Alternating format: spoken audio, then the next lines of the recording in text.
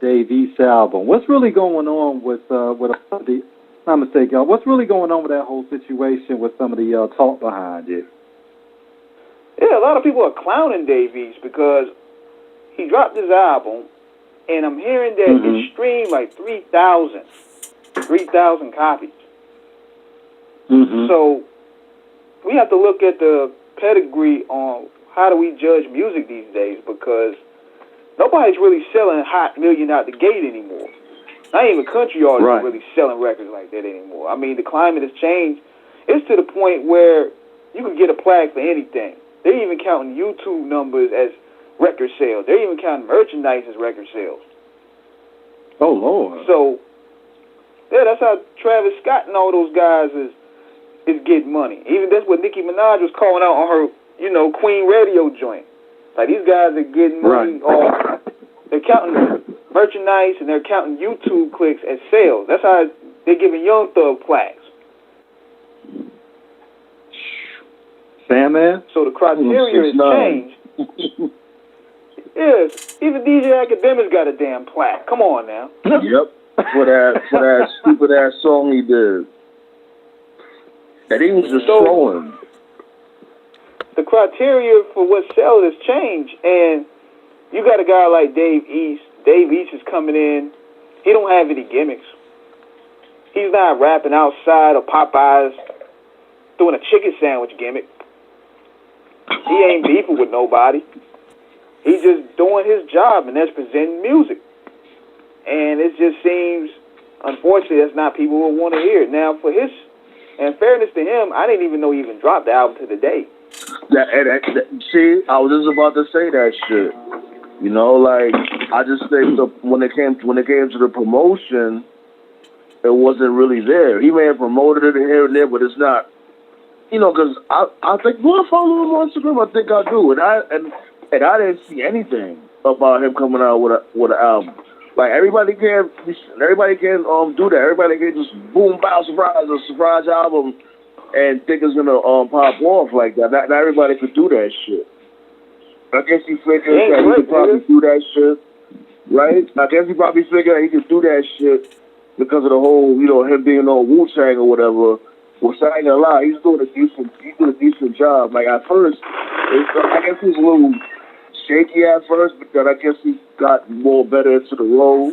Because, I remember the talent show, when he did the talent show, he wasn't even rapping like Method Man. He was rapping like Dave East. I'm like, yo, my dude, you're not Dave East, you're Method Man. Like, and I said, I noticed, like, later on in the series, he started rapping like Meth, so.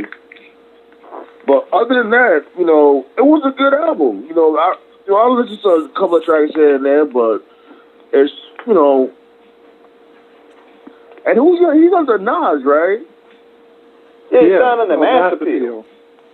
Master Appeal Records. Yeah, but somebody dropped the ball. Now, well, one thing about it, y'all, and I've been a fan of Dave East, matter of fact, before I was at his host, y'all were playing Forbes list one night, and that's when I really listened to Dave's stuff. And I mean, the dude is nice, man. He had to a show out here. I went to that shit, and he was a little late, but motherfucker still stuck around, and the shit even got more packed when he had showed up. Yeah, but when you're looking at how the marketing has changed, from where it was, back in the day, you had a rollout for an artist. As dope as Dave East is, and I am on air, live and direct, and I will say this, I am a fan of Dave, but Dave has not gotten that breakthrough success in terms of being ubiquitous, among the listening. And it's not because he doesn't have skills, it's just because he just hasn't gotten that push. A lot of the... You know what I think it is also? You know what I think it is also? I think he's like a one-trick pony, his flow, he got a good flow and all that shit, but he doesn't, mixes it up, something missing there and there. Yeah. Right. like that that would just There's get him something over to the missing. next level. Because And I'm he's not thinking whack. he probably needs the right producer. Because a lot of rappers, they just work with a bunch of producers. Right. Yeah, that's the other thing too. His beats is he don't have that beat that'll really match him. To really, you know, like he needs his like I'm saying he's like he's a one trick pony. And I don't mean to say like with Jada. Jada mad nasty, but you know he a one trick pony too. He sounds the same on everything. You know, he ain't whack, but he just, you know, it just is what it is. He just got that one flow that he can't break away from. Plus with Jada also had the slickest punchlines ever because he's a punchline rapper. That's what saved him a lot. His delivery. Because Kiss had so many slick punchlines over the years that he built a legacy off of that. So he pretty much got a pass for being one-dimensional. Definitely top five. With a guy like Dave East, punchline. With a guy like Dave East, he just needs the right producer. Like Michael needed Quincy. You know what I'm saying?